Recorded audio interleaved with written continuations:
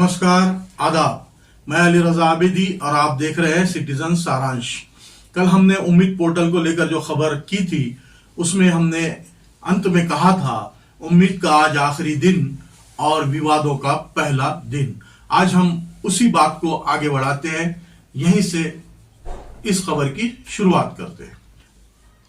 देश में वक्फ संपत्तियों की कुल संख्या 9 लाख से ज्यादा और उम्मीद पोर्टल पर दर्ज हुई सिर्फ 1,51,000, यानी साहब लगभग 8 लाख से अधिक संपत्तियां आज भी सिस्टम के बाहर, डिजिटल रजिस्ट्रेशन से दूर।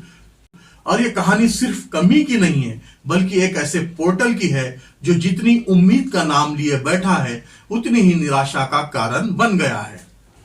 सरकार ने कहा जिन्होंने पोर्टल पर लॉगिन करने की कोशिश की लेकिन तकनीकी खामियों या डॉक्यूमेंट्स की दिक्कत से फंस गए, उन्हें 3 महीने की अतिरिक्त राहत मिलेगी।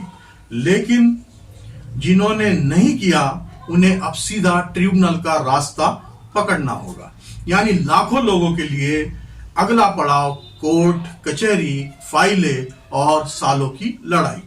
उम्मीद पोर्टल पर कहीं भी ये कॉलम नहीं कि संपत्ति शिया वक्फ है, सुन्नी है, दाऊदी बोहरा है, खोजा है या कोई और श्रेणी की है। अब जरा सोचिए, जब लाखों संपत्तियां डिजिटल रिकॉर्ड में एक ही जैसी दिखेगी तो विवादों का टूटना तय है। एक ही जमीन पर 2 दावेदार, दोनों कहेंगे ये हमारी वक्फ प्रॉपर्टी है और पोर्टल कहेगा कौन सा फिरका, कौन सी कम्युनिटी मुझे नहीं पता। बस फिर क्या, ट्रिब्यूनल की कतार और नए विवादों का तूफान। उम्मीद पोर्टल एक गुजरात बेस्ड आईटी कंपनी को कॉन्ट्रैक्ट देकर बनाया गया है।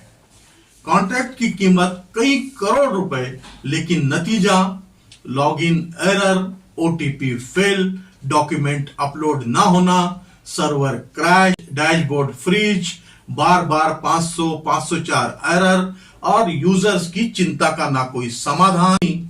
शिकायतें इतनी कि सोशल मीडिया से लेकर मस्जिद कमेटियों तक हर जगह ये नाराजगी सुनी जा सकती है।